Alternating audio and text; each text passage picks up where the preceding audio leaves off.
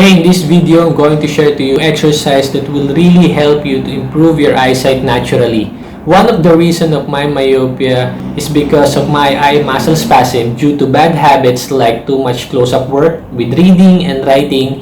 Also, I'm watching television for about 10 to 15 inches away from my face, which is too close when you're watching a television.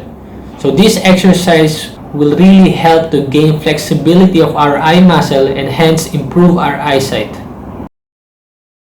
The first exercise is called near to far shifting. The principle is to just look near using your thumb and shift your view using far object. To illustrate, we'll go to the balcony. Now we have building with cranes to look at far object. First, you look near using your thumb. Look at it for 10 seconds. Then after, shift the view to the building. Look at it for 10 seconds.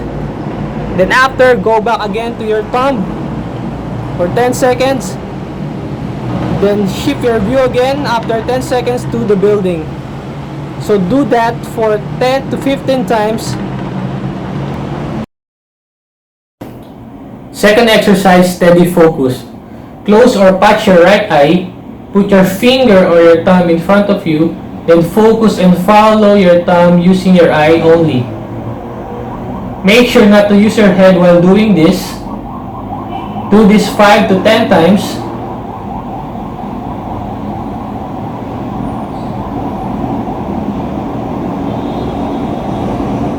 Then to your other eye. 1, 2, 3, 4, 5. Third exercise, convergence and divergence. Simply take your finger at arm's length, slowly track your finger, bring that into your nose, then bring that out, bring that in. Do this 10 to 15 times.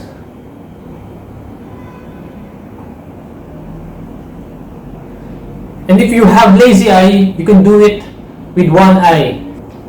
Close your other eye. Again, put your finger at arm's length. Track your finger, bring that into your nose. Slowly bring that out.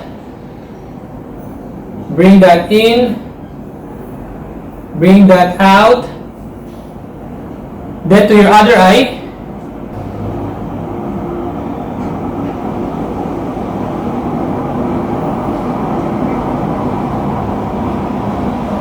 Do this 10 to 15 times also.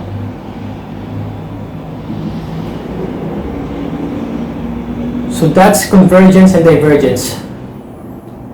That's it. Just be patiently do this and add this to your daily routine and you will see result in no time.